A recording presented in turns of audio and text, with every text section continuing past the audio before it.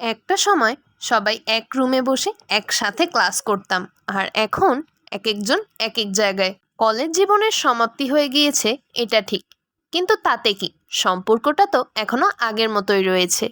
আসসালামু আলাইকুম ওয়া রাহমাতুল্লাহ everyone, welcome to our another mini vlog.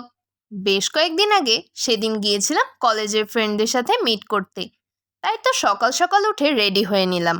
এরপর আমি, ফারজানা আর অরণ্যা একসাথে রওনা হলাম আমাদের গন্তব্যস্থলে। যেতে যেতেই হঠাৎ করে বৃষ্টি পড়া শুরু হয়।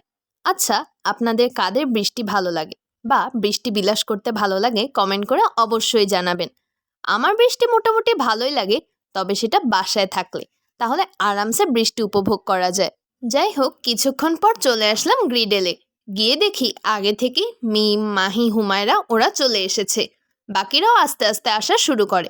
অনেক দিন পর সবার সাথে দেখা হয়ে আমার তো বেশ ভালো লাগছিল। হঠাৎ করে দেখি একটা বিল্লু রানীও এখানে বসে আছে। বিড়ালটাকে দেখতে পেয়ে হুমায়রা আর অরণ্যা তো কোলে তুলে আদর করা শুরু করে, আর আমি রেস্টুরেন্টের চারপাশটা এক্সপ্লোর করছিলাম। গ্রিডেলের এখানে ইনডোর অ্যান্ড আউটডোর দুই জায়গাতেই সিটিং অ্যারেঞ্জমেন্ট আছে। Their interior and decorations are pretty good.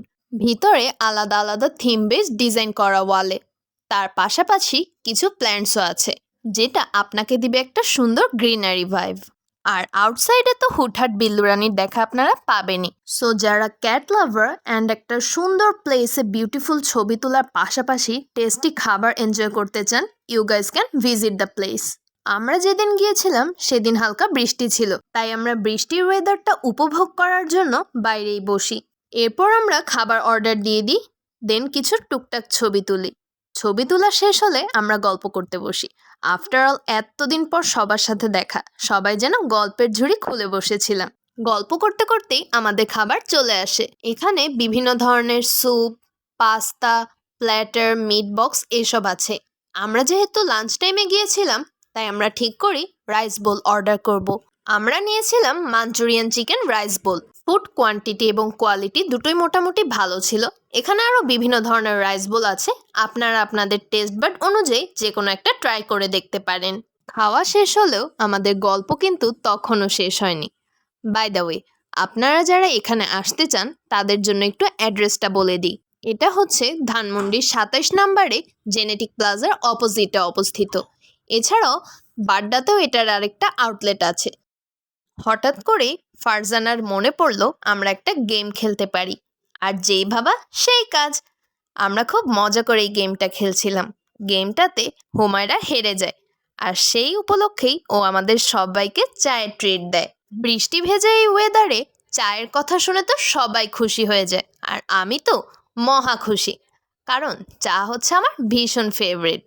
একদিকে টুপটাপ বৃষ্টিতে হালকা করে ভিজছিলাম, আর অন্যদিকে ধোয়া ওঠা গরম চায়ের কাপে চুমুক দিচ্ছিলাম। নাইস কম্বিনেশন, তাই না? আর এভাবেই ধীরে ধীরে বিকাল হয়ে যায়, আর বেজে ওঠে বিদায় ঘন্টা। সময় হয়েছে সবার কাছ থেকে বিদায় নেওয়ার। অবশেষে আমরা সবাই সবার থেকে বিদায় নিয়ে রওনা হই বাসার উদ্দেশ্যে। দিনটা নিঃসন্দেহে খুব সুন্দর কেটেছে। যারা যারা সেদিন এসেছিলে এবং দিনটাকে সুন্দর করে তুলেছিলে, তাদের সকলকে জানাই আন্তরিক ধন্যবাদ। স্মৃতির পাতায় যুক্ত হলো আরো নতুন একটি দিন। কিভাবে যে এই সুন্দর সময়গুলো এত তাড়াতাড়ি কেটে যায় বোঝাই যায় না। I hope you guys like this video. Don't forget to react, comment and share. Stay tuned with the Desi siblings. Tata!